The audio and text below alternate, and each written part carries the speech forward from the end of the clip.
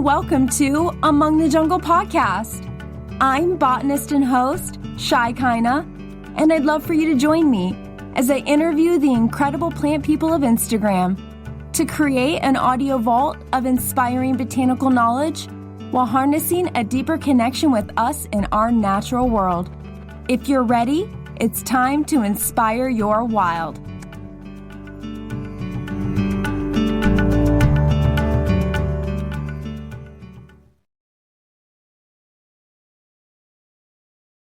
Aloha and welcome back, Jungle Dwellers, to episode number 11 of Among the Jungle podcast. Today we're journeying to New York City with Brittany Gowan, owner of Pause with Plants, a meditation podcast and multi-dimensional coaching service for individuals and businesses. Pause with Plants is on a mission to teach and empower people to integrate nature-centered wellness into their lives through actionable and sustainable stress management and well-being practices that connect us to the earth, elevate healthy living, and inspire collective environmental action. I honestly could not think of a better guest for this podcast. Please take a moment to subscribe to her podcast, Pause with Plants, and share her 5-minute imaginative, nature-based meditations with anyone you feel could benefit from them. In today's episode, we will learn about Brittany's journey and the creation of Pause with Plants, the psychological benefits of pausing to experience nature, the power of breath, mindful awareness, and visualizations, and actual exercises and tools to connect, move, and meditate with plants. This was such a beautiful conversation, and there's so many inspiring ideas and tips packed into this episode that I'm just so looking forward to sharing it with you. To find any and all information mentioned along the way in today's episode, you can find the show notes at amongthejungle.com/011. Get ready for an hour well spent, friends, as we welcome Brittany to the jungle.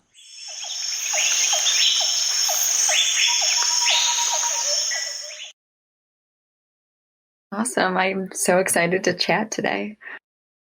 I know that you're joining us from New York, and I do want to ask you a couple city life questions when it comes to, of course, plants, but I'd also love to, get a little bit of your backstory and figure out maybe how you came into working with plants. Yeah, absolutely. So I moved to New York City almost 12 years ago. And at that time, I was thrilled to be living in the rush of the city and loved city architecture and even found the concrete of the city beautiful as well. But at that time, I also began to notice that I needed to reconnect to nature. And at that time, it wasn't something I did intentionally. It was just on the weekends, I started going down to the neighborhoods that were full of tree-lined streets and had flower boxes and community gardens and tons of plants. And I soon, started to make that part of my daily life, and also bringing in plants to my apartment and going to the farmer's market on the weekend and picking up a new plant. It always brought me joy to have that was my morning activity and bringing it home. And in the past 4 years, I've lived in an apartment that I was just down the street from a beautiful community garden. And I've obviously continued to bring more plants into my home. And I attribute, connecting to nature, especially in city life, to how I remain calm and focused, and really has also allowed me to stay in the city, being connected to nature. And that has fueled my company, Pause with Plants, and how that got started. And also my first Instagram, I have this thing with urban jungles that I started, I think 4 or 5 years ago, and sharing nature and city life and how we connect to plants in all settings. So it's interesting, you move to New York and you love the city life, but then you're growing up around nature, comes back, and then you eventually bring all of your interest into one. And then I created Pause with Plants, which I've been doing for 2+ years now. I always think it's so interesting how things from our childhood wind up being the things that come back, that circle back around for us. Such deep roots, I think, in those things. Oh, definitely. Yeah. And it's just in ways you just really don't imagine. But yet they do have a like strong pull on you. And especially as how you grew up and like what your parents were interested in. I mean, my parents were always avid gardeners and loved the natural world. And we would talk about the details in nature. And I really do think that what I do now and focusing on little things in nature and your intention and intentional connection to nature, it really stems from them being like, oh, look at that pretty flower, or look at how that tree is going over the road. And like, so I look back and I'm like, well, I'm not surprised at where it came from now. Yes. Your background is actually in psychology, right? Yeah. So, my background's in psych. I have a master's in psychology and then a graduate certificate in coaching from NYU. And so I've always been about the mind-body connection and how to release stress and elevate your well-being and your productivity. And so it's also been nice to be able to now have Pause with Plants combine psychology and coaching and how to elevate your well-being and connecting the mind and body. So that's also an interesting thing for me, and how I thought that after I finished my master's, I would maybe go back into working in-house at a company for employee well-being and retention.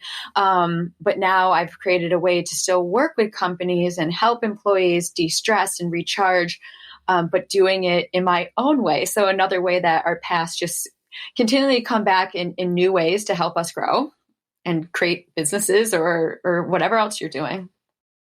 That is so awesome. So what's your mission behind Pause with Plants? I would say that my mission is to provide people with a path to connect and reconnect with nature while also learning actionable tools to manage incoming stressors that will hopefully provide people with a way to live healthier and to live well. And I think that would be my overall mission. What are some of the benefits of taking a moment to pause with plants? Yeah, I think it's about allowing yourself to connect with you and connect with others and connect with nature. And also practicing these moments allow us to more easily stay in the present moment and increase our personal calm and mindful awareness that helps us in all areas of our life, because when we're calm and when we're centered, we can deal better with personal, professional, and other things that come up in our daily lives and related to our goals. So taking these moments to recharge with nature, it's always calming. It's always allows you to feel, I think, hopeful, and then you can bring them back into your life. So, and through the intentional practice of really just making it part of your day and bringing in pieces of nature to, your life. No matter where you are, right?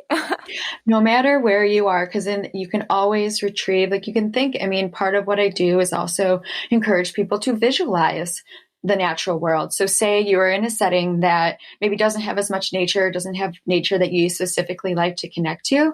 Well, you can think about your houseplants while you're at work, or when you're at work, you can think about that vacation that you loved in like a lush green setting, maybe on a beach or in a forest, and bringing back those moments of centering and calm that can help you to recharge and get back to a place that helps you in your day. So being with plants and then intentionally thinking about them as like two things that I encourage people I work with to do and make a part of their routine. So I know that part of what you do is offer a podcast with Pause with Plants. And what are some of the other services that you offer? Yeah, so I work with individuals. I do personal coaching. We work on personal and professional goals. And then I also bring in Pause with Plants to these sessions as well, and teaching people how nature can help them achieve their goals. And in one way, also to stay calm and to stay focused and to use like seeing like plants grow and then realizing that you can have the same growth, like staying on track, you're growing well. So like you're growing in tandem with the nature around you and using that as motivation to achieve your goals. So I work with individuals in that way. And then I work with groups, mainly teams within organizations, and bringing in the Pause with Plants method to connect, move, and meditate with nature. And it is little activities and practices for teams to come together and then also learn ways to breathe in nature, breathe out stress throughout the day. And then I work with brands and create meditative experiences for customers, again, through Pause with Plants practices for customers to learn ways to practice self-care in their daily life. So it's all about elevating well-being and de-stressing. And I enjoy doing it with a variety of people and settings. I love working one-on-one, but then I love working in groups and having events where people who don't know each other can come together and experience this style of wellness together. Wow, that's incredible. So what would one of these activities look like? Let's say if you were working with a business, what could that look like? So I start with focusing on connection, and that is connecting to your breath, connecting to the world around you. And I like to focus on talking about, okay, so a lot of times we can get in the routine of taking shallow breaths. We're not focusing on really fully breathing. So I encourage people to work on practicing intentional deep breathing while also focusing on being in the present moment, not ruminating about the past or what is yet to come. And while you're breathing, bringing to mind natural settings, or like a plant that is in your view or the nature that's right outside your window, and focusing your gaze on greenery during this exercise and becoming like having a daily practice of breathing. And one exercise that I encourage people to do is counting to 25 breaths. So you count your inhale and you count your exhale, and you keep doing this until you get to 25. And you do it slowly and evenly, not rushing the process. And at this time, you can also bring to mind a plant or a natural setting or whatever is in your view.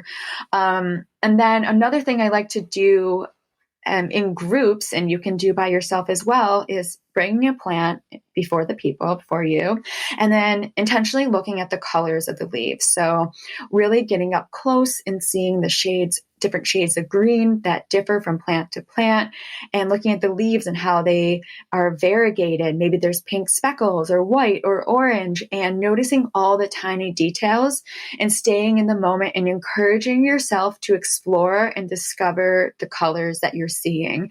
And it's something that, and staying and doing it for like 2 to 5 minutes and like pushing yourself to like be in that space.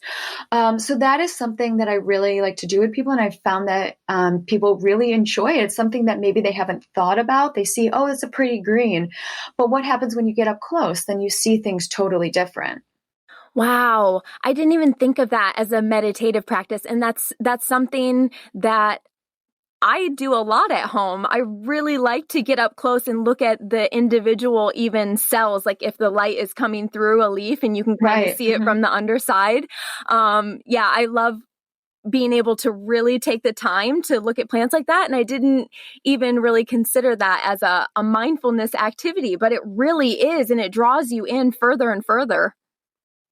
Yeah. I mean, what you said about like looking at the backsides or like the veins in the sunlight, like I think something that's great too, and definitely I do, is like following the veins of the leaf from the start to extending out to the end of the leaf.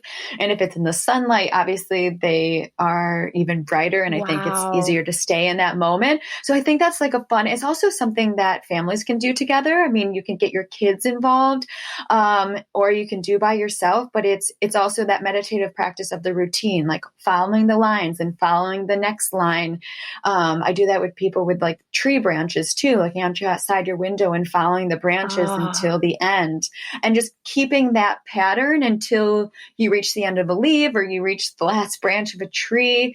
But it's like training yourself to like release yourself from distractions. If you feel something, acknowledge it, let it go, but like staying in that moment with a natural element. Wow, that's really powerful. Thinking about taking the intentional time to, yes, I didn't even think of that, like follow a trunk line and a tree branch all the way up to the very last leaf or the apex, but that's really Right. smart. Yeah. And like, also, I was just thinking, I mean, another thing that I think is very easy and fun and mindful is when you're watering your plants, like watch the water soak into the soil and then also imagining what the water is doing after it soaks in and it, as it travels to the bottom of the pot and reaches the roots. It's like, it's, because we see the top, but it's like what happens afterwards, and it's like following the lines of the water droplets. It's also, I like things that are very also imaginative and stretch the way we think, and things we already know, but what we maybe don't focus on. So that's another one that I think is great, and you can do it by yourself, or if you have kids, you can get kids involved too, because I think it's a fun activity. No, that is great. And that's something that you're really having to engage your imagination in, because you really can't see what's happening below that soil surface. So that does take it to another level. Right. And it's like connects you to what you're like doing for your plant as well. Like, you're watering it, you're taking care of it. But it's like the actual process of the plant retrieving the nutrients that you're providing it with. Wow. So what is your podcast geared towards, and what kind of experiences can we find on there? Yeah, so my podcast offers 5-minute journeys into nature, and I originally created it with busy city people in mind. 5-minute journeys, it's easy to do, it doesn't take up much time. They're all imaginative and guided. And for example, sometimes we go on journeys together to a park. Sometimes it's about house plants. Like one I have is about watering your plants or plant care, self-care.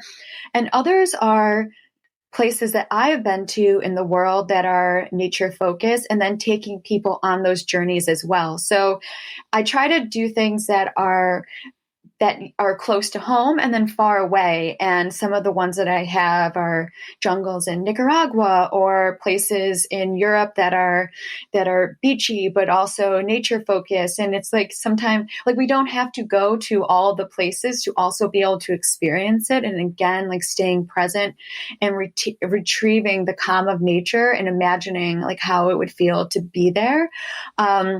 And I think definitely during this time, as we are staying home.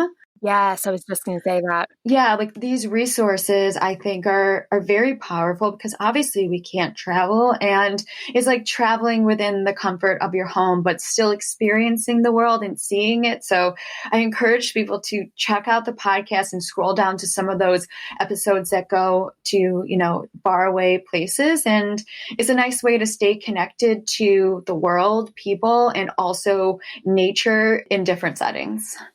Yes. And I think that's a great idea. And I've done a few of the meditations on your podcast, and I love the Central Park one. And I think it's great to also take yourself back to places that you've been before that you aren't presently.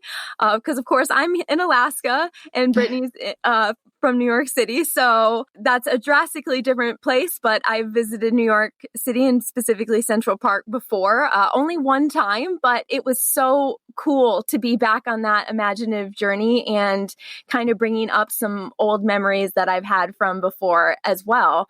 And like you're saying, I think it's really powerful to do these kind of visualizations, because they really do put us in a different mental and emotional state. Right. And this is the time we need that. Yeah, definitely. Like, I mean, that Central Park one, I actually listened to it 2 days ago, because I'm not going to be able to go to Central Park for a while. And it's one of my favorite ones in New York. And it's like, oh, like, it was just nice to like re-experience it. And I sent it to friends in New York because, no, people can't go there now. And it's such a big resource for green and calm in the city. And, so some of my friends were like, oh, thanks for sending it, because, then you feel close to the places that maybe still are close, but aren't accessible right now. Yes, and that's really powerful, to be able to access those places and to be able to access those old memories and just really to be able to access good feelings whenever we can.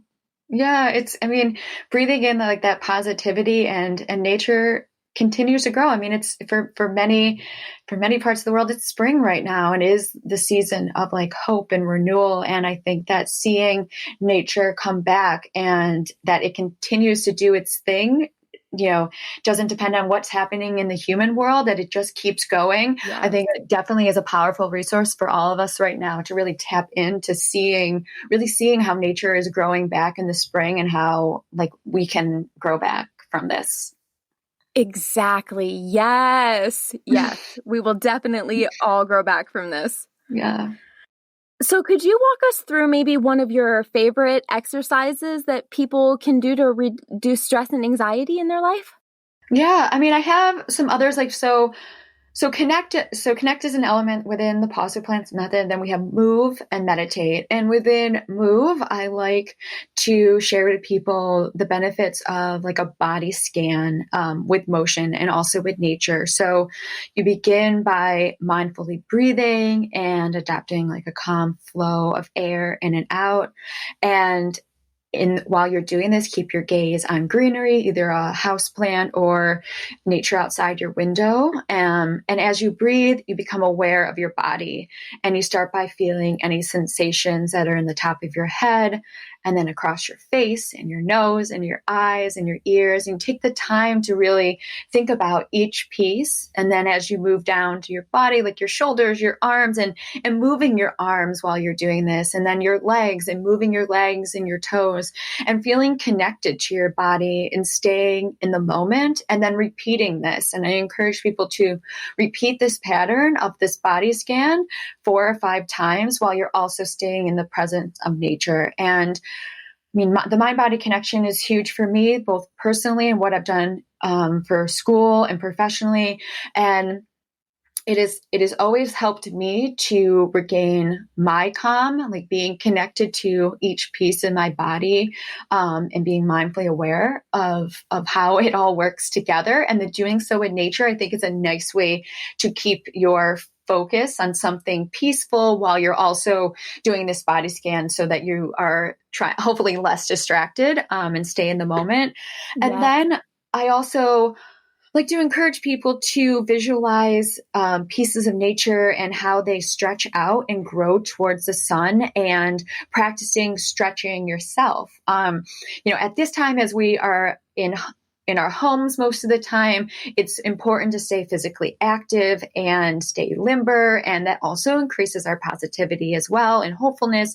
So like practicing and it can seem a little, it can seem a little wild when you first do it if you haven't like thought about this concept before, but really like stretching our arms out and imagining you're the limbs of branches or your tree or you're a plant leaf, like stretching out and growing and stretching go one side and stretching to the other and stretching your legs, like similar things to maybe that you already do in stretching, but also bringing in the concept of plant growth and how plants stretch, and stay in the moment with that as well. It also can allow you to not think about other things, maybe stuff you're worried about, and you're just thinking about the plants, how they stretch, and how you are taking care of your wellness and stretching as well. So I think that's a fun thing to do. That sounds so fun. And with kids too. Kids, like all these things are very kid friendly. So, it's a good thing for everyone to do, or get on Zoom and do it with your friends.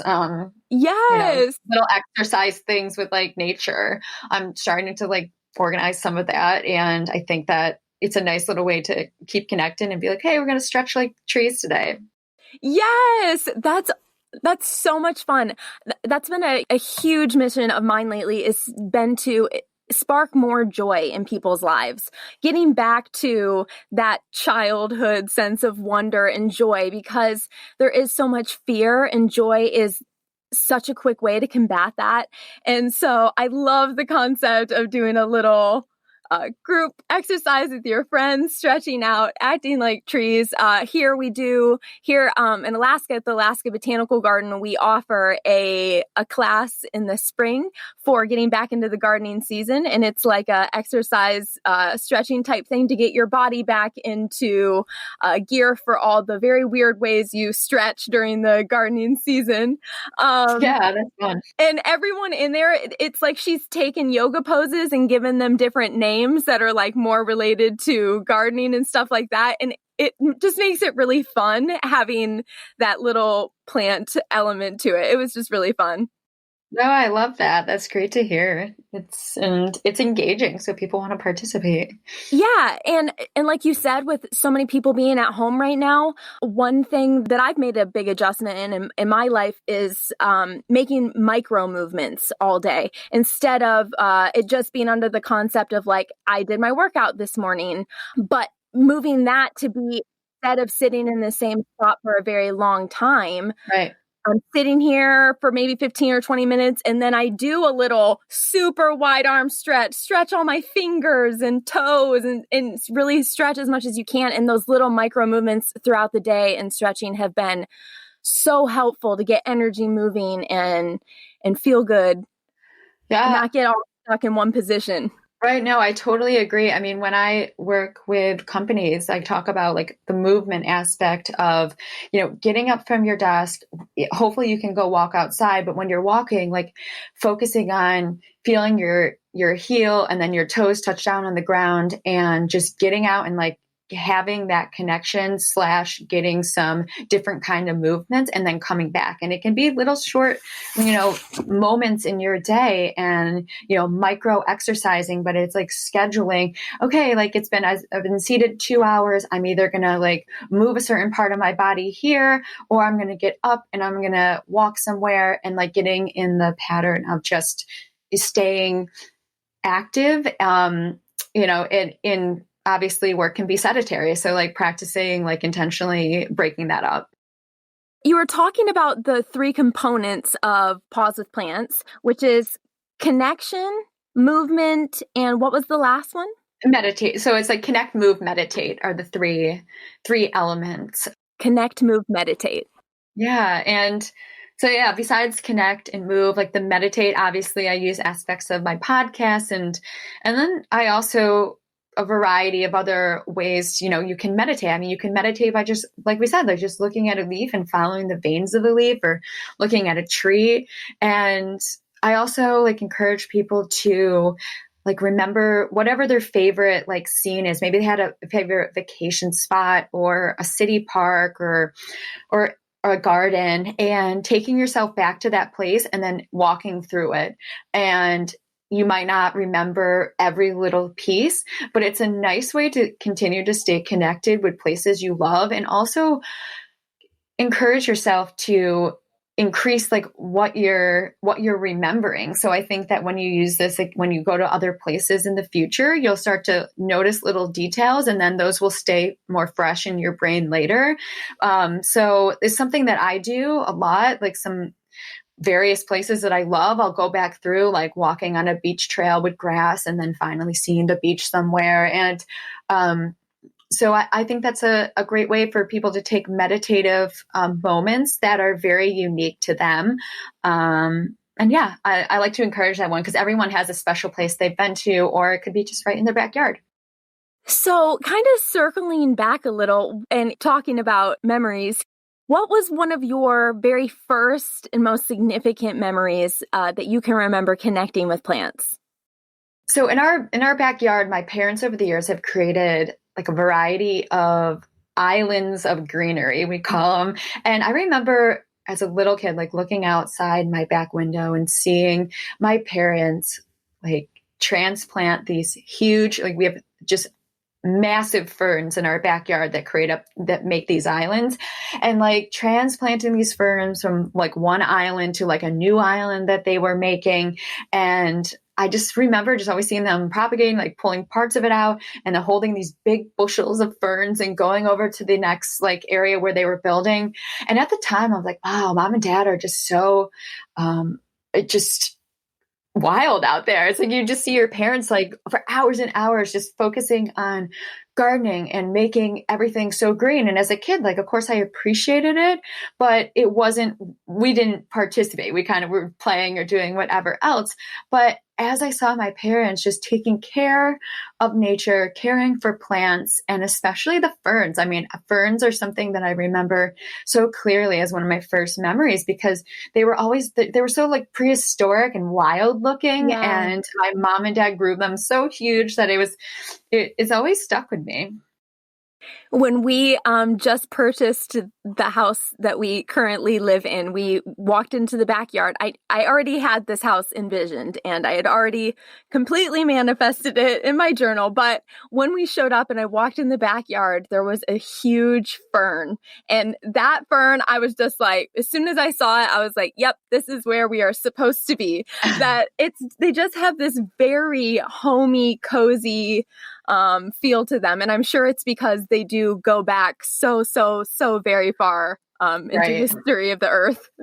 Yeah, and like watching them like unfurl, like when they're all coiled up at the beginning and in the middle, it's like, wow, it's such art. And I always think, you can look to nature for so much inspiration, obviously, but just artistic expression. And like nature's got it on lockdown because it's just everything is created so beautifully and intricate. And I always like to see when the new leaves are coming out because it's like they start so small and coiled, and all of a sudden they're just massive. So. Yes, a tiny little ball just unfolds into this humongous leaf. Yeah, it's really wild. It's inspiring, yeah. I was given last October, I was given a rabbit's foot fern, and this thing is probably about 14 inches across, like the root ball of it. And it didn't have a single leaf when it arrived to me. Oh, wow. Someone messaged me and they're like, hey, I have a rabbit foot fern. I don't want it anymore. Do you want it? And so I meet up with them and it's just this big ball of those super hairy roots.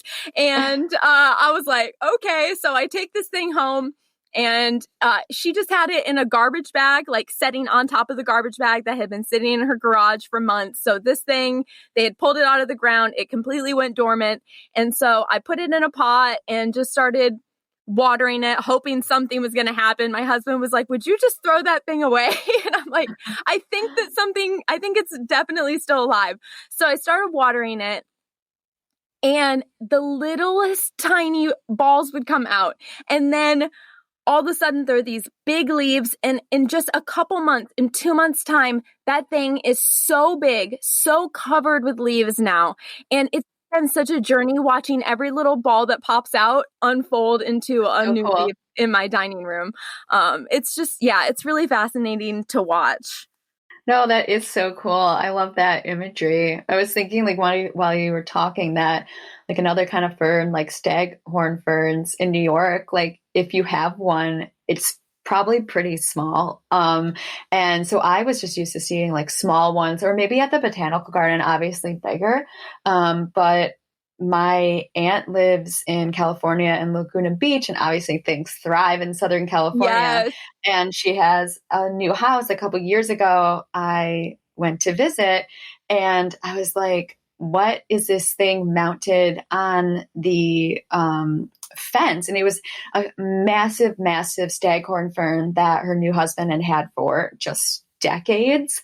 And I was like, oh my gosh, this is just amazing. And it was just so interesting to see the difference from like the little ones we have in city life to like ones growing in an environment that obviously is more conducive for it to grow, to the level it can achieve. And she, who is like likes nature but isn't as into it, she's like, oh yeah, that's just there. And I'm like, no, you have no idea. So many people were just so impressed by this, and it's just like hanging on a fence and not even presented as it's like the piece of honor. It's just like on the fence randomly. I'm like, oh my gosh, this is just beautiful. Hanging out. And I'm like taking pictures, and she's like, okay, like not understanding. This is gold you have hanging on your fence right here. Right. Yeah, I remember one time before I moved up here to Alaska when I was living in South Florida, down there is the Edison Ford Winter Estates.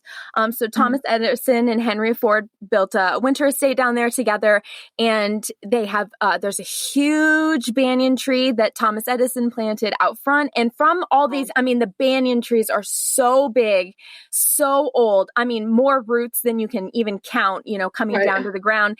And from each of these huge banyan trees, they have I don't know if you've ever seen the basket staghorn ferns, basically, but they're like a huge round ball that's like hanging from a tree. And so it's been chained and it's this huge ball hanging down. And I was at this event that they were having. They have this rare plant sale. And I think I've seen this online now that I think of I've seen a picture. I know what you're talking about. Yes, they're huge. And so, I mean, like, oh my gosh, I couldn't even believe. I was just, my jaw was on the floor and I'm just like staring at how big these are. And then they bring one down to the ground and start just cutting it all up into these little tiny chunks. I mean, they were just taking a machete and like hacking little chunks of it off and handing them off to people. And then you can just take this little chunk that they handed you and take it home and it will grow into its own staghorn. I could not believe it. Yes, I did have a small piece of it when I was down there. Yeah, it was so cool. And down in Florida, of course, staghorns grow so well. They do not grow well up in Alaska, even as houseplants. It's really, really dry here, so they do not get the humidity that they need. But down there, it was really cool to see something so big like that, and that they were able to just cut it up into all these little pieces. And so many people were able to take home something that was really old, you know, that was a really old mature plant. It was very cool. No, that's such a nice thing. I mean, it's like sharing those, I don't know, sharing something so old with people that each person can have a pocket of it in their house. Like, I'm sure everyone appreciated it. It's just interesting to have that kind of like history, and plants and nature have that history to share. And yeah, that's what's so interesting about them, is that they're on like a completely different time scale as us as humans. And there's so much, I mean, when we bring a plant, especially now, like we have to think that before, maybe our parents, some of our parents were into plants, but almost all of our grandparents were into plants or were gardeners or liked flowers or something at the very least. And so it's interesting to see that now people are bringing home plants that they found on Facebook Marketplace or wherever, and they're bringing home these plants and they're really mature, and the person who cared for it may not even have known that it even had value, because they've been growing it for like 50 years inside their house, and they're just like, okay, well, I'm kind of tired of this plant, so I'm just going to sell it to someone. And it's like, oh, to us now, it's like, these are heirlooms. I have a plant that is literally a family heirloom. Like, I bought it, and right now my mom is caring for it in Tennessee. It's a ginormous Thai constellation, and her name is Luna, and I love her so much. And I dropped her off with my mom, and now she's caring for her, and she has fallen in love with her. So it was intended for me to take her back, but now my mom maybe not built a room for her. So I was like, okay, well, I guess it'll be a little while before I get it back. But what I love about it is that my mom is caring for her now. You know what I mean? Yeah, and that's it's going to be an aspect of our family that we can just keep passing along. And so it's interesting that we're coming across a lot of plants now that have been grown indoors for a long time, that have a long history. And the person selling it might not even know how much that means to the person picking it up. Yeah, because like you said, like they were growing them just to grow them, or just because like that's, you know, what they wanted to do in that moment. And now that there's this big boom of interest, you know, there's people who, you know, appreciate what the person has, you know, taken time to grow over the years. So I've seen some of that too, where people have like acquired or bought like very mature plants, and it's like they're going wild, and the person's like, wow, it just was in my corner for 25 years, and, you know, glad you appreciate it. So it's interesting. It's cute. It is really cute. So I'm curious what some aspects of living in New York and being a plant passionate person, what's it like to purchase a plant? Do you have to carry that plant home after you purchase it? What's the New York City experience? Yeah, I would say there's like a few types of experiences. I mean, I've always been really interested in going to the markets. There's one specifically in Union Square, which is towards 14th Street, towards Lower Manhattan. And that's the one I always went to when I started going to New York, and I still go today. And so I like to buy from the vendors who are coming from upstate, and they have been in this market for so many years. So I really like to support them. But also in the past, like 5 or so years, there's obviously more plant stores popping up in New York, and I've become friends with many of the people who own and run these shops. So I also like to support them as well. Obviously in New York, we walk a lot, and no one, the amount of people owning cars is very small. So if you buy plants, especially bigger ones, then you have to figure out a way that you're getting them home. So I would say that a lot of the plants that I have bought over the years have always started small. So they're like manageable, and I can always like walk home or take the subway. But I have friends who I've been with when they're buying plants, and it's like, okay, well, either we need to get an Uber, a cab, or I've seen people tackle the subway with plants, which is something that I just can't get to that point. But just like anything, like New Yorkers are resourceful. You have to get from point A to point B with your purchase, whatever your purchase is. And if it's a large plant, then you have to figure it out. And I've also seen people like getting Ubers and then putting large plants into the back of it, like when they're moving apartments, and it's like that's just the way it goes. So I think like cabbies or people, in other car services understand, like when they see a plant, it's like, all right, it's not that strange. Like they've seen stranger anyways. Yes. So, but yeah, it is definitely an interesting experience. And one of my friends in Brooklyn, she was moving, and she got to use like a grocery cart from Home Depot, I think, to move her plants from one apartment to the other. Fortunately, she wasn't moving too far. But you need those helpful resources because, if you don't have a car, it's like, well, either I'm walking 20 blocks or I'm going to have to figure it out. So yeah, it's quite the adventure. If you want to have bigger plants, you definitely have to you have to figure out how you're going to get them home, and maybe hire a friend to help you. And what about mailing? Do you guys order plants as well? Is that one of the easier, more economical ways to do it? I mean, I think it's definitely something that people definitely do. I have not bought plants and then had them shipped to me. I have bought plants that like a larger vendor, they were going to like an orchid show or something. So then I picked them up there. And they have been more like the rare tropical plants. So I have done that, but I have a lot of friends who have done like the Facebook Marketplace or other like services that you can buy plants from and they ship to your house, or people buying rare plants that are shipped from all over the world and then they're obviously being mailed to them. So I think it's a combo, and it also depends on what you're looking for. I would say most of the people I know, if they're buying online, it's probably for more rare plants that you're not going to get in New York City, or maybe you're getting a little better deal. Because I mean, plants, it's funny because plants in New York are pricey. I mean, everything's pricey. So it comes with the territory. So I guess the sticker shock isn't that alarming, but I would say like, I visit friends in LA and we go plant shopping and they buy a huge Monstera for $20, and you go back to New York and you get a Monstera with like 3 very baby leaves and it's like $20 too. And like we're comparing and I'm like, wait, like this is not even the same. So like it's different, but it's just the way it goes. So it's like you just, I bought some plants that were pricier, and it's like, well, that's just the way it goes, and pick the plants that you really want and you're really going to take care of, and then hopefully they last. Yes, exactly. I would say that we have a similar situation up here in Alaska, even though we're not obviously nearly as big of a city. It's just the fact that we're so remote, and there's not a lot of drivable ways to get to us, that our plant prices are also, especially coming from South Florida, where I felt like I I mean, people there, if you just throw cuttings, like I one time got a bunch of Adansonii cuttings. I mean, they were large leaf Adansonii, really mature. And I just threw them.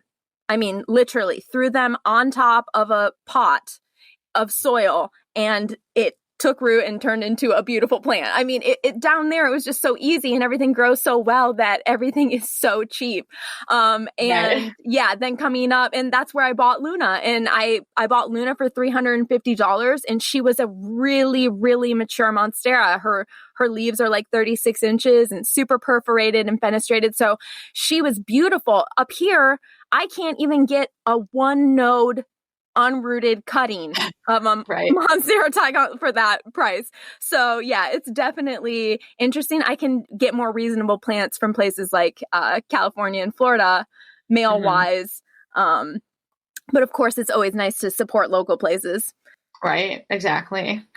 But it's just interesting. I mean, yeah, like those places like South Florida, California. I mean, I love New York, but sometimes I do envy, like, part of me is like, someday it's just going to jump ship and move to California and have a backyard that's like super wild, have a pool and like all the tropical plants you ever wanted to grow. And I'm like, that's so appealing. Yes. But not now or not yet. But when I see that, it's kind of, you just get the stars in your eyes because it's just like, wow, how lush and beautiful. I know. And especially this is my first winter I've experienced in a long time, this last winter. And so it's actually been weird for me. Weird in a good way. And I would say in a way where you miss things growing. But in Florida, it was interesting because I felt like there was no off season. There was no down season. You don't get to chill ever. It doesn't feel like winter ever really comes because it's just always time to, everything's growing. There's always stuff that needs maintenance and that you got to work on. And so, yeah, there was no real slowing down, which I appreciate very much about Alaska. Even though I'm ready for things to be growing again at this point. But it's definitely, it was interesting having things be able to grow all the time and how much I accumulated. Oh my gosh. I lived in that one spot for 2 years. And within the first year, I had like 500 plants. And I was just like, wow. I mean, that's no joke. No, it is not. It was so many plants. I was like, okay, the plants need to start paying rent here because there is definitely more of them than... Right, they're taking up like 95% of the space that I'm paying for. Exactly. So one thing I really love when I'm driving around Anchorage is to look inside other buildings, like commercial buildings and stuff, and see huge mature plants or just really cool plants that, are really popular in the house plant community growing in these offices, and you can tell that they've been there forever. So I'm curious, do we just have plant goggles on because we're a part of the plant community, or when you walk around New York, do you see a lot of plants inside people's windows? Do you see a lot of people trying to bring that into their homes? I do. I mean, but I also look for it. I mean, in big cities, especially New York, there's always like a saying, like, people don't look around, people never look up. And I would say like I don't look up as much as I do in other places, but I have gotten into the routine of like looking into, especially like townhouses or something, like houses are also like beautiful. Like you look in their windows and they see and you see the plants growing, or even just, at any other kind of like street, then you look in the windows and there's little succulents or something. And then obviously the offices that have the big plants in the windows, on Fifth Ave, I don't know what company it is, but there is a couple office buildings that there are plants, and they're far up. They're like, on the 10th or 12th floor, and you can only see a couple leaves. But I noticed them one day because it was like early morning. I happened to be on Fifth Ave and the sun was shining in, and normally it kind of makes a canyon on that avenue. So you don't really see much. And I was like, wow, I was like, those are huge up there. So I think that I definitely see that companies are bringing more plants into the workspace and also working to create environments that are more calming and friendly for employees. And obviously atriums of building, the Ford Foundation has a beautiful atrium full of plants. It's gorgeous. And that's just like high level wonderfulness. And then other companies and office, buildings are creating pockets of greenery as well. So I definitely see that it's changing, and green roofs and spaces for employees, and to go outside and experience nature and also see the city in a different way. So it's definitely, plants are definitely being used in a variety of ways, and I just see it continuing to grow as our need to connect with the natural world becomes even more important, and as more people continue to move to cities, because that trend is not slowing. So our need for nature is just going to continue to increase. So more plants. That's super interesting that both of those things are happening simultaneously. The need to be more connected with nature, and the desire to move closer to people. Yeah. And I would say too, I mean, a lot of people who move to cities, I mean, I'm a transplant. I grew up in suburbia, and there's a lot of people who grow up in city life, and that is what they started with and what they know. But there's a lot of transplants and a lot of people who started with nature. It's like, whoa, I need to reconnect to that. And people in cities who then, they want to see more greenery and going to parks or bringing in plants to their apartments. But the need for greenery, it comes back to childhood too. It's like, what were you doing? What were you seeing? And then in an environment that was, this is definitely my story, that, then you have to reconnect, and sometimes you do it intentionally, or it just happens innately that you're like, I need to go see green.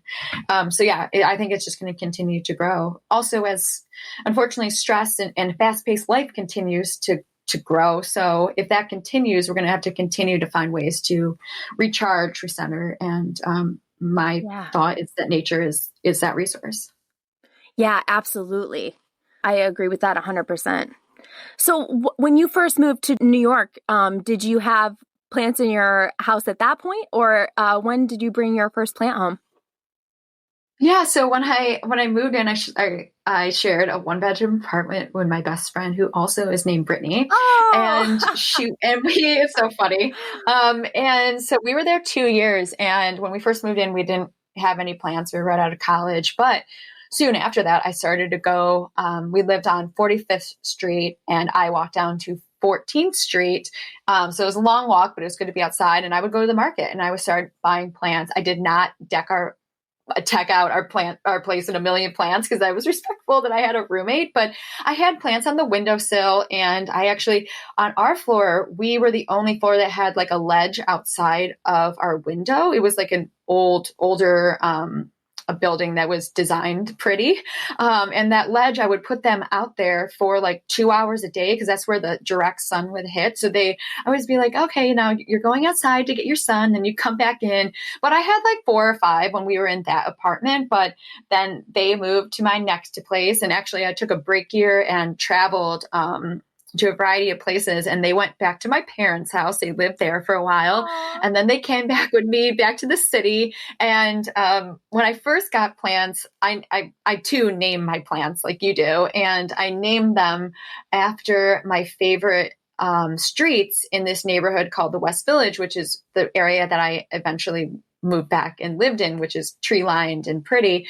So I named them after, like, it was Jane Street, Bleecker, what some of the other ones can't even remember right now, but I named them after my favorite streets, Houston, and that was like my connection to that green area as well. And I think that's also what encouraged me to move back to that green neighborhood after, because I had the plants that were named after it. So I feel like I hopefully spoke that into existence by naming my plants after the streets that I loved. And actually I lived on 2 of the streets that I named after my plants. So I haven't thought about that in so long. And it's like full circle. You name your plant Jane, and then you live on Jane Street for a couple years. So I find that special. Oh, that's super special. And you still have those plants? Some of them. Yep. Some of them have gone. Yeah. So I don't think, I do not have Jane anymore, but she was good. And it's a problem too, is also with moving. I mean, in city life, you tend to move a fair amount, and plants adjusting to your space.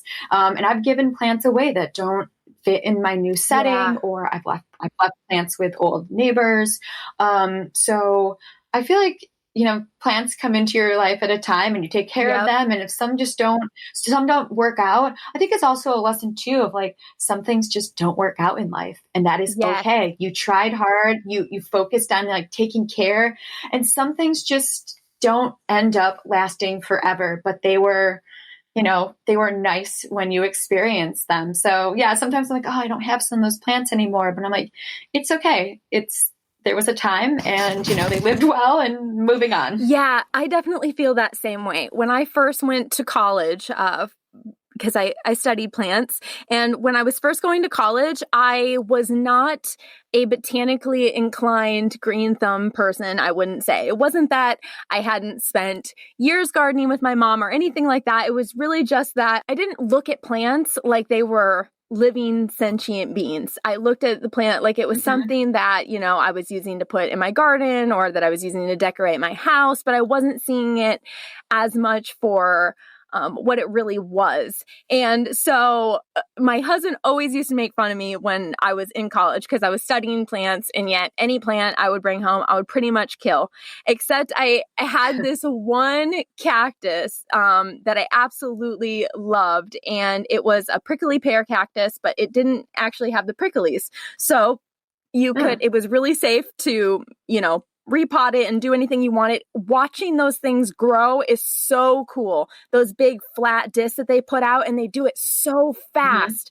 And so this plant just grew rapidly. It was so awesome. And I had it for years and years and years. And then right before we went to move, it was one of the plants I would take out in the summer and bring in the winter. And I actually don't do that anymore because of this one plant. I left it out a day too long, and a frost came and just like turned him to mush. And sometimes like you're saying, that totally happens where a plant comes and it inspires a certain part of our journey. It's meant for us to really connect with it in a certain way. And some plants are meant for us to, kind of pass along to someone else and give them that story to continue. And I think knowing what kind of plant person you are, being aware of that as you're bringing plants home. These plants do particularly well. I know for me, when I bring home succulents, they don't do good. And so I'm not inclined to bring home something that I know is going to struggle. So I kind of fall within my own wheelhouse of knowing, what I work well with. And I think that kind of helps with that as well. Yeah, no, I agree. I mean, for me as well, I mean, so last year I bought a variety of like rare tropicals, and like I love just like photographically, they're beautiful. And I love to do to photograph like light in plants, and like they're just really pretty to photograph because they're so different and different colors. But also with those plants, obviously you have to keep a pretty high level of humidity.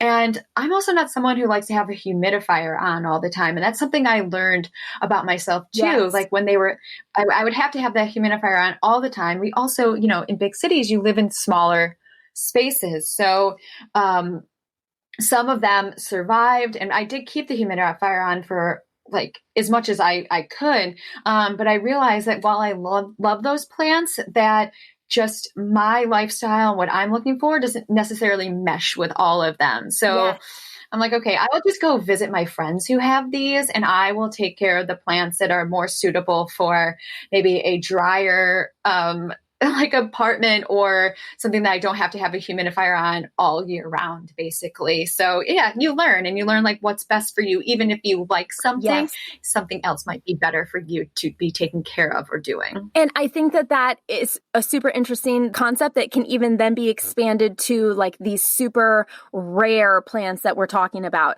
The Monstera constellation, and that's probably one of the hardiest of the rare plants. So for me, last year, moving up here to Alaska, I had to sell all 500 of my plants except for Luna. Luna is the only one that Luna, and I have a little sacred fig, which is the tree that Buddha attained in my enlightenment under, from the bonsai nursery that I worked at. And those two are the only two plants that I took to my mom's house And other than that, when I moved up here, it was like I was starting completely over from scratch. I have no plants, so we got to change that really fast. And so I start my plant collecting and everything is amazing. And one plant that I didn't have down in Florida that I've really wanted for a long time is one of the variegated bananas. And they're their leaves. I mean, speaking of stunning, they get this like blue color of green in those leaves that is just gorgeous. So I was so excited. I reached out to this seller in Hawaii, and I literally watched my plant grow for 3 months. Like 3.5 months, he sent me pictures like, this plant is growing, it's great. Okay, it's ready to come home. So he mails it to me in October. Starting to cool down here in Alaska, which wasn't the problem though. The post office really, really beat up my box. And so when I got my plant in the mail, you know, I showed him the box and all that, but he's like, bananas are resilient, it'll bounce back.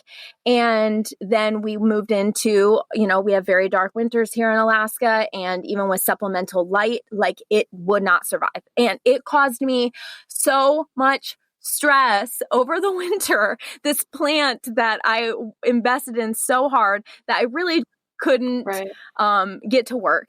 And it's been a lesson to me, because when I bought Luna, I had a similar situation. I brought her home. She had been grown outdoors. In Florida, everybody grows their plants outdoors. Nobody, people don't fill their house with plants. They can fill their yard with plants and their patio. So this plant had been growing outside in the shade, and I wanted her inside. So I immediately brought her inside. She was overwatered in a plastic pot.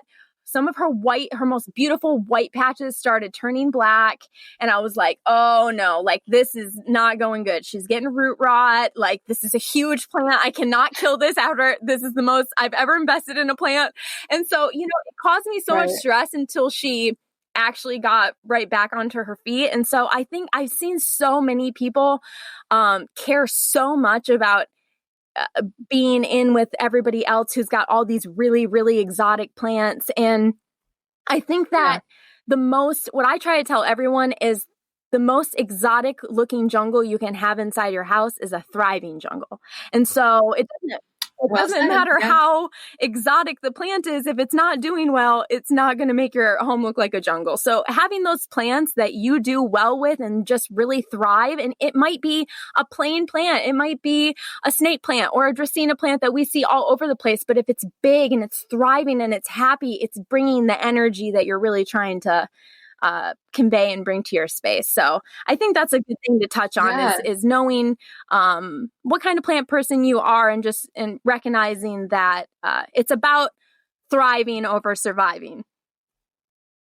Yeah, no, I definitely agree. And I will say for myself too, I mean, right now I'm in upstate New York during, the coronavirus, and I'll move back to New York after things get better, hopefully very soon. And I will probably be looking for a new apartment at that time. And I've thought about, and it's something, plants are not something I've really been thinking about right now, but just a little part of me, it's like, okay, in your next place, I left some of my plants there with my neighbor and for the lady who I rent from to have as well, because I couldn't bring them all with me right now. And I thought, for my next place, what kind of plants do I want if I don't get them back from them, if I let them keep them, and what I want to do. And I kind of want to have just a couple of really big plants, maybe a big fiddly fig, maybe a big bird of paradise, and then, the ones I already have, and then a couple little ones. But I think that, I've always had 25 plants. I have not had a massive collection like other people. And I love that people have so many plants. I think it's amazing. But what works best for me is having this certain number. And now, I'm thinking about, okay, what does the next place look like for me in New York? I'm like, I actually want some really big plants if I can have them, if the light and, setting works out. And I think that will work well for my lifestyle in New York and for my interest and whatever else. So I think you obviously grow and change just like you do in regular life. And I am interesting, because I never thought about huge plants, and I'm like, I just want a couple of huge plants. And I find that would be very fulfilling, and that I don't maybe need just a bunch to make myself happy. So I think So similar thoughts. Yeah, I hear think you. it's good not to recognize using plants as just a replacement vice for other things that you just want to purchase. It's not just a purchasing thing, a shopping spree type thing. And we kind of did that moving into this house.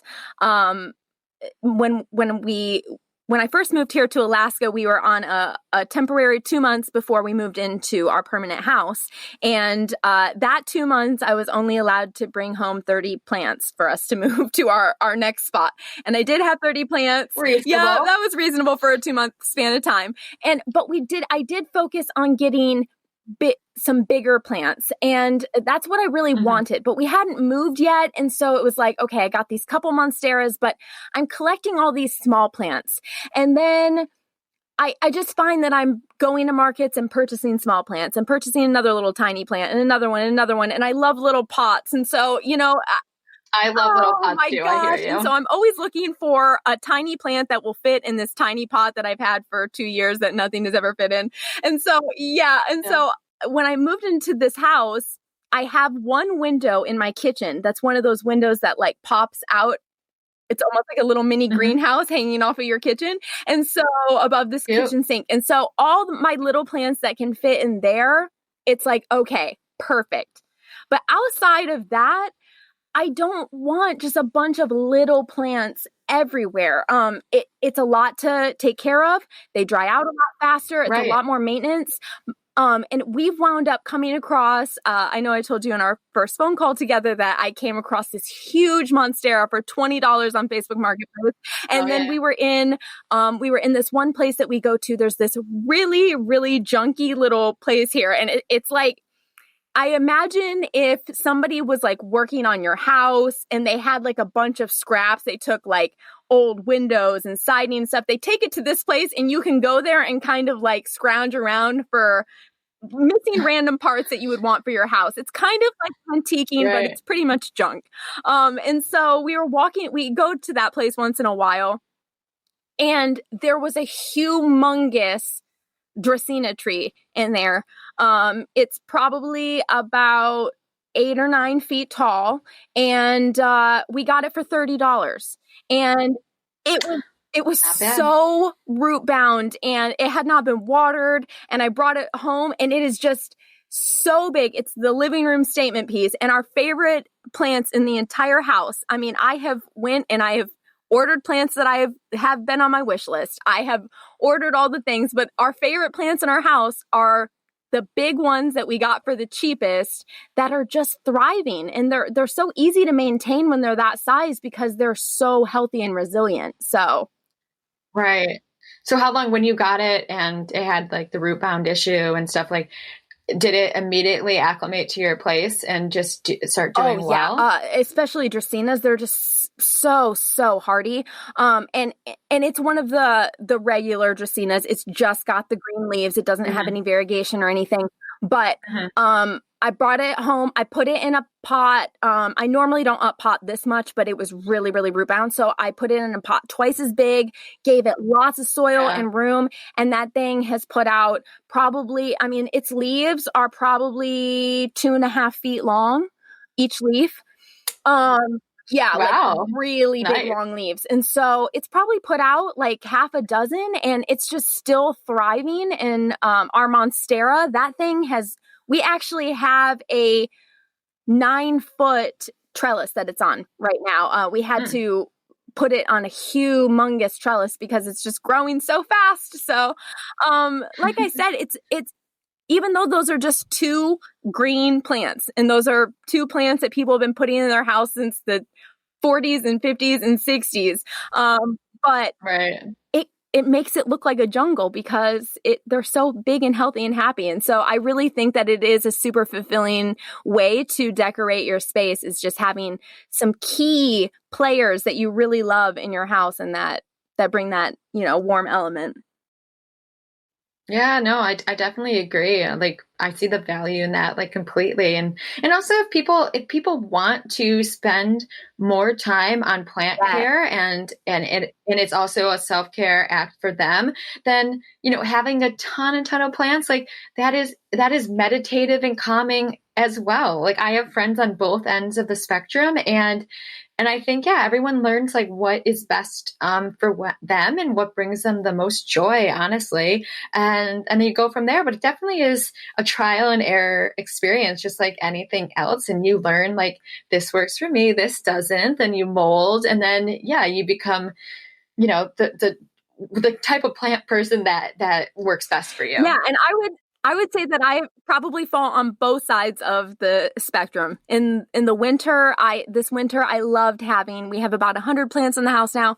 And so I loved taking the time, to go around to each little plant and spend time with it and water it and check it with the water meter. It was nice to do that when I had more time. But then as spring progresses and I have an outdoor garden and I do private gardening and, all those other things it's good to have that in check.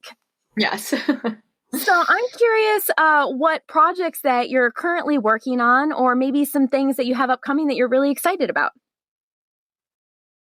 Yeah, so I would say one thing that I'm really excited about is that first of all, my brother Trevor is a musician. He also has a regular job as well. But we are working on a Pause with Plants EP that's going to be available on Spotify. And part of it is meditative journeys. And then the other part is meditative music. And it's similar to my podcast in the sense of a guided journey with plants. But this will focus on, like, there'll be 3 tracks: connect, move, and meditate. That's along the lines of my Pause with Plants method. And I'm really excited about it because I love working with my brother. He's really creative, and like, he's always made my music for my podcast, since I started. So doing this is something that I'm excited to work on with him now that we are both upstate and during like this challenging time. It's a creative project that also we're hoping that when we put it out, we can send it out to people who are working to keep all of us safe and protected during this time as a way to de-stress and take care of themselves. So we're looking for this to be like a resource for a lot of people. So I'm really excited about that. And then I've had to pivot my business a fair amount and not do in-person sessions, obviously. So turning things virtual and thinking about how I can work with brands and organizations and create similar virtual experiences that are similar to how we would do in person. So, it's just as seasons change and like you said, like you appreciate having seasons now. And when I said like I wanted to live in Southern California, like I am interested in that, but I also have loved seasons. And I think seasons are a way to like change what you're doing. It's a time to reset and redo or continue on, whatever. But it's like a checkpoint of like, oh, like new part of my life. Like, what can I do now? And I definitely think right now is it's a time when some people who, are working for yourself or something else that you need to change what your business is. And I also think that's hopeful and positive. Yes. So I'm working to change a lot of things. I'm also doing more personal coaching, and more along the lines of it's like a weekly check-in accountability coach. So it's kind of different from some of the coaching I've done before, but it's in tune with what is needed at the time. So yeah, just trying to put out resources to help people and changing the way I do business. But I am excited about this EP with my brother, and hopefully it'll be on Spotify soon, and it'll be Pause with Plants. So just trying to stay creative. I think that's valuable during this time and any time to keep your brain moving forward, growing. And so that's some of the stuff I'm looking forward to, and a lot of other things in the works. But, some things are just halted right now, which it is. Yeah, what it is. Of course. That's super exciting. I can't wait to hear that. Yeah, thank you. I already very much love your podcast and the meditations that you have on there. So I'm really excited to see what this next envelope brings you. Yeah, it'll be different. My brother's like, let's do it. And I was like, I hadn't even thought about that. Thanks. Yes. And that's the value of collaborating with people and working. And if you have a business or you're just doing anything, like working with other people and bringing other people's ideas into what you're doing, because you can't think of everything alone. And it's really neat when someone else is like, let's do this. And then your brain Yes. goes to all different cool places and you're like, oh, I never thought about that. So, keeping your options open and your mind open to new things. Yes, I agree totally. Oh, that's awesome. And I don't know about you, but this seems like a very inspiring time. I felt very inspired during this time to come up with, just honestly, in general, I've just had a lot of inspiration about ways that I can help or, reach out or connect or collaborate or, whatever it may be. This seems like a really good time to be reaching out and collaborating and connecting with others.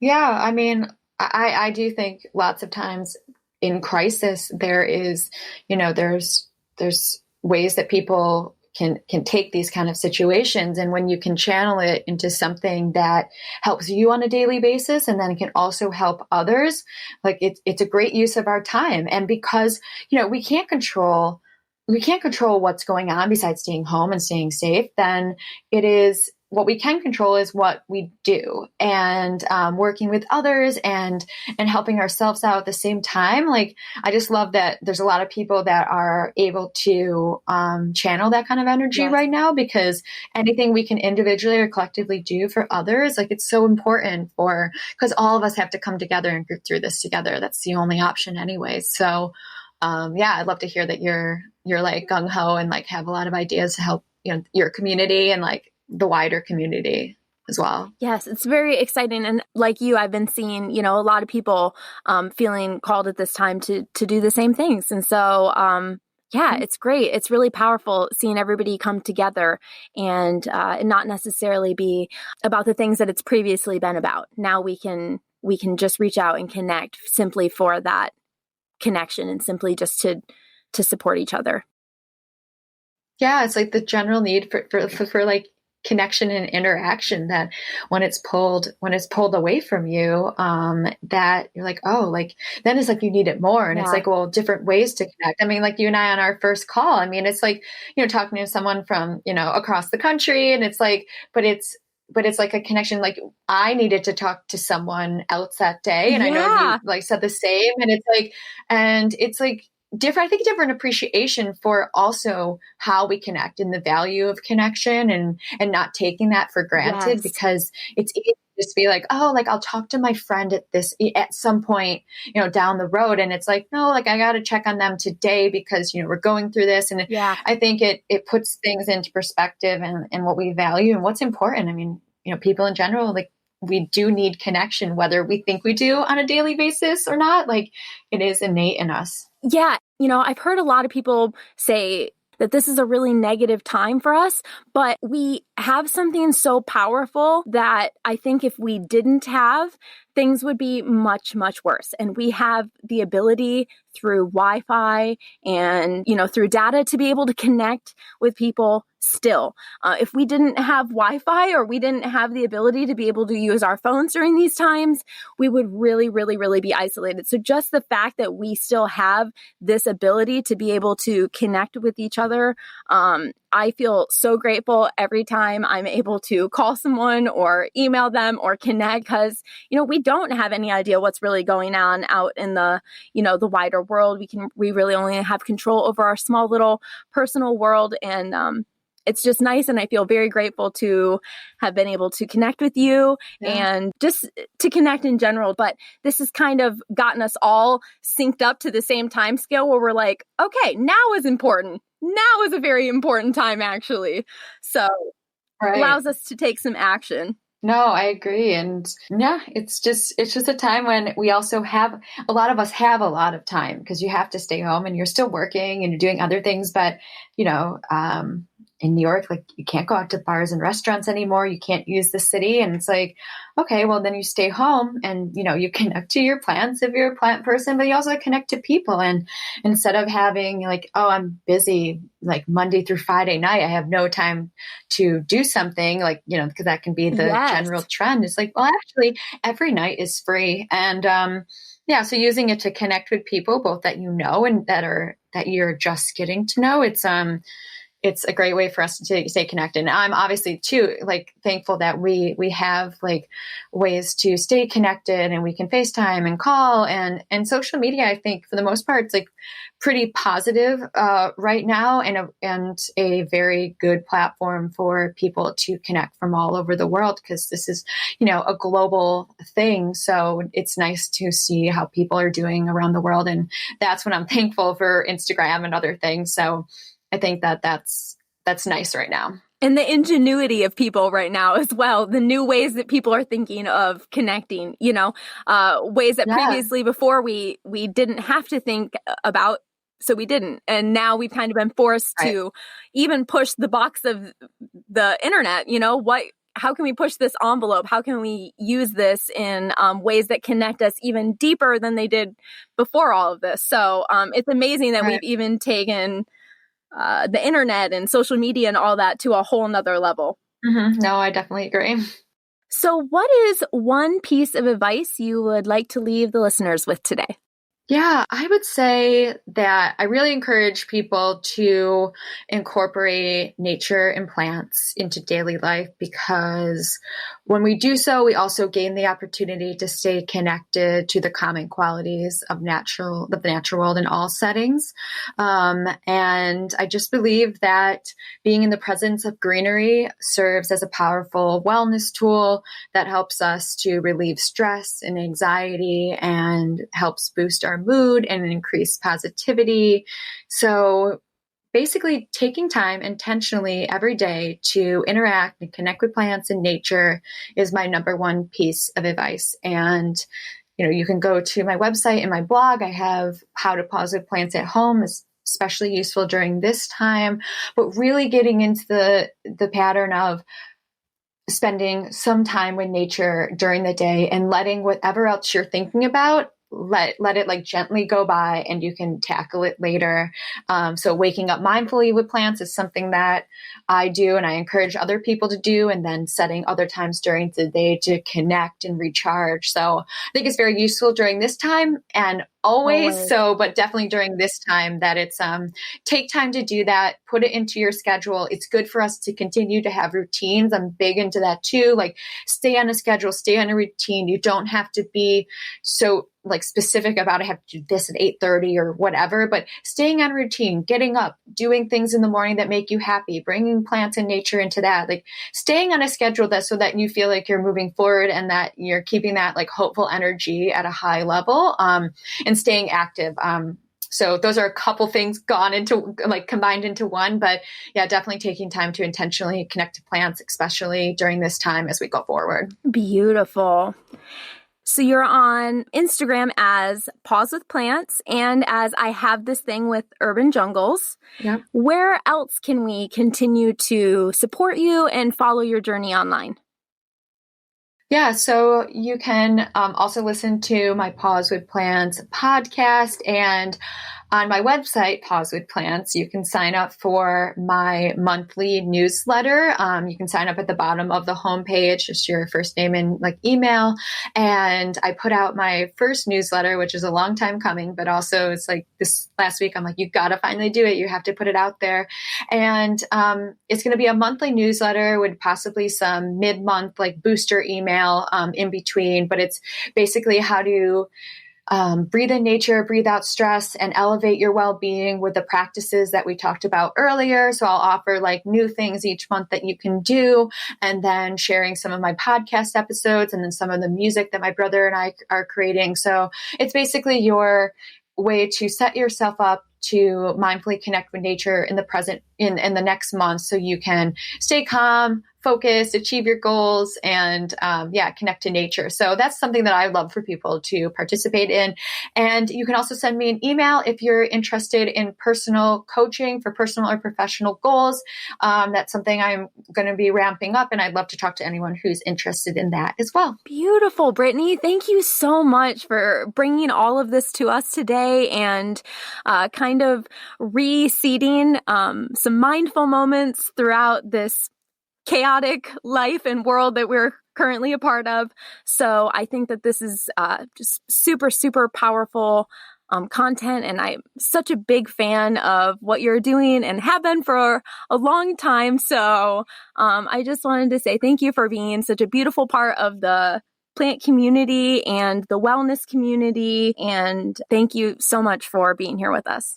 No, I really appreciate this. I'm so glad we could do it at this time. I think it's important timing, and it's just been so nice to connect with you. So it's just nice in a variety of ways. And it was a great conversation today. Yes, thank you. Yeah.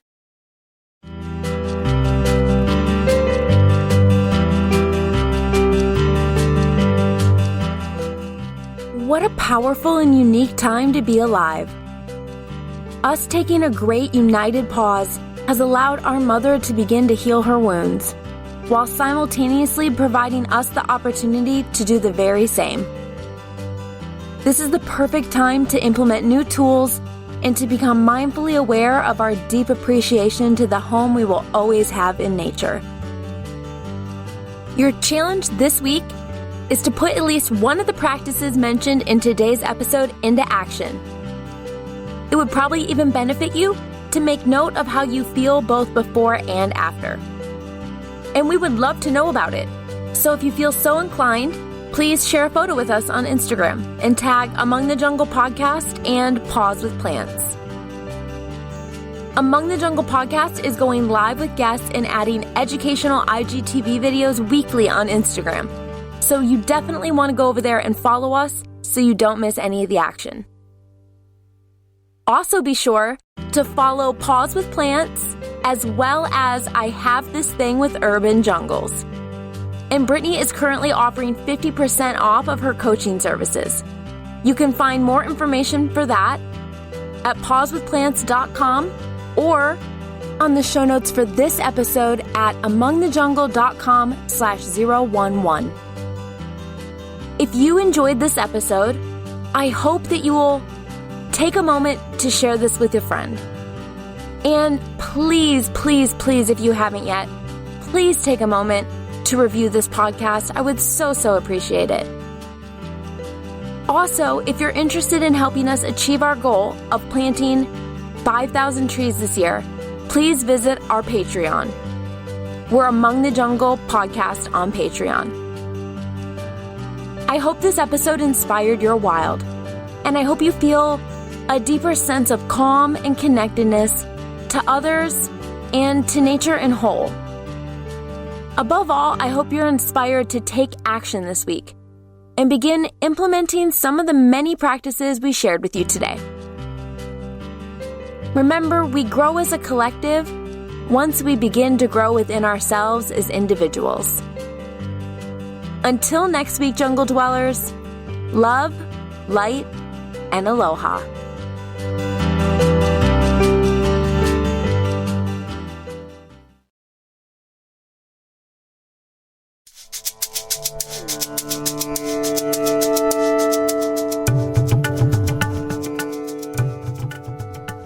I am so grateful to the plants that bless this beautiful earth, and to you for choosing to nurture a wild place inside of your heart.